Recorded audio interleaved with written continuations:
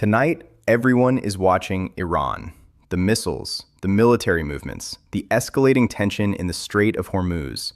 All of it is dominating global headlines. Analysts are focused on the Iranian Revolutionary Guard, on naval deployments, on the risk of a wider war.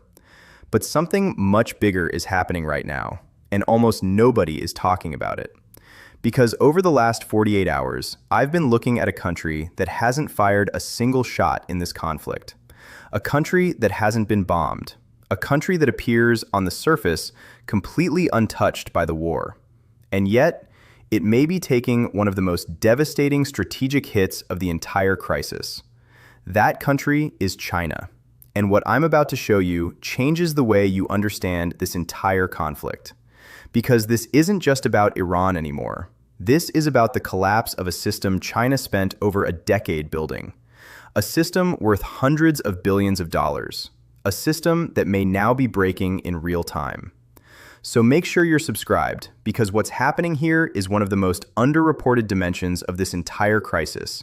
And by the end of this video, you'll understand why it matters far beyond the Middle East. Let's start where this story actually begins.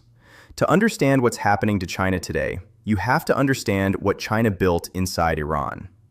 Back in 2021, Beijing signed a massive strategic partnership with Tehran, a deal estimated at around $400 billion.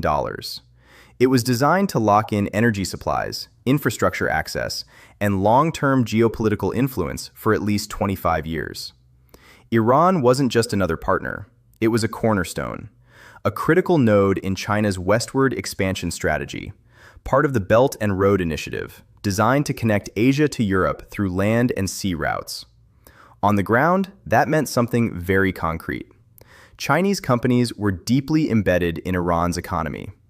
Energy giants were operating gas fields. Telecom companies were building digital infrastructure. Ports and transport corridors were being developed with Chinese investment. And most importantly, Iran became a major energy lifeline for China. At one point, China was effectively buying the vast majority of Iran's oil exports, often at discounted prices due to sanctions. But here's where everything changes. When the conflict escalated, when strikes began hitting Iranian targets, when pressure on Tehran reached its peak, China didn't step in. There were no major actions, no visible intervention, no strategic response, just statements. Diplomatic language, calls for restraint, efforts to support stability. And that tells you everything, because what China built in Iran was never a true alliance. It was a system built around access to energy, access to infrastructure, access to influence. And when that system started breaking, the response was silence. Now, let's talk about the moment everything began to collapse, the Strait of Hormuz. This narrow waterway carries a massive portion of global energy supply, and for China, it is absolutely critical. When tensions there escalated, when restrictions and risks increased, the impact wasn't just regional, it was immediate. Because China depends heavily on energy flows passing through that corridor.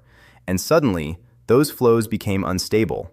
Oil shipments slowed, routes became riskier, costs began rising. And here's the key detail most people miss. China doesn't just import oil directly. For years, it relied on complex, indirect networks, shadow shipping systems, rerouted cargo, alternative labeling, to keep Iranian oil flowing despite sanctions. Those systems worked until now.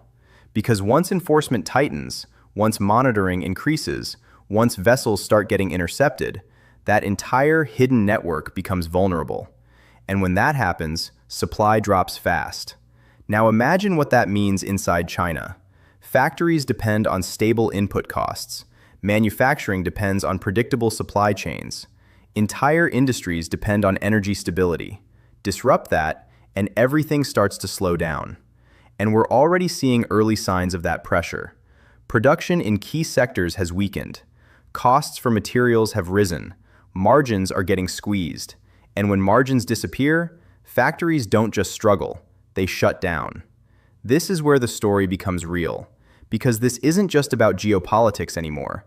This is about workers, about industries, about economic pressure building from the inside. China has reserves, yes, but reserves don't solve the problem. They buy time. And time is exactly what this crisis is starting to eat away. Now step back and look at the bigger picture. China spent years building a global economic network. Ports, pipelines, trade corridors, strategic partnerships, all designed to reduce vulnerability, to create stability, to build what many called a fortress economy. But here's the reality. A system that depends on global supply lines isn't a fortress. It's a network. And networks can be disrupted. What's happening right now is exposing exactly where those vulnerabilities are. And it's not just China that's noticing. Countries across Asia, the Middle East, and beyond are watching closely. Because this raises a very uncomfortable question. When a crisis hits, how reliable is China as a strategic partner? That question matters, and once it's asked, it doesn't go away. Now we come to the most important part of this entire story, because what happened in the Strait of Hormuz is not just about Iran, it's about something much bigger. It's about leverage, the ability to influence global trade without direct conflict, the ability to apply pressure without open war. And if that capability exists in one region, it can exist in another. Which brings us to a scenario that Chinese strategists have feared for years. A situation where key maritime routes become points of pressure, where supply lines can be disrupted, where economic stability depends on access to narrow choke points. That's the real lesson here. And right now, Beijing is watching that lesson play out in real time. So what happens next? China has options, but none of them are simple. It can try to diversify supply, it can increase reserves, it can push diplomatic solutions, but none of those actions produce immediate results. And time, again, is the critical factor. Because if pressure continues, if disruptions persist, the impact compounds, economically, strategically, politically. And that's why this moment matters. Because what we're seeing is not a sudden collapse, it's something slower, more structural, more dangerous in the long run, a system under stress, a model being tested, and a global power being forced to adapt faster than expected. Now here's my final takeaway. China is not collapsing, but it is being challenged, not through direct confrontation, but through exposure. Exposure of dependencies, exposure of vulnerabilities, exposure of limits. And once those are visible, they become part of the equation moving forward. So while the world is focused on Iran, the real shift may be happening somewhere else entirely. And the question is no longer just what happens next in the Middle East. The question is, what happens next for China?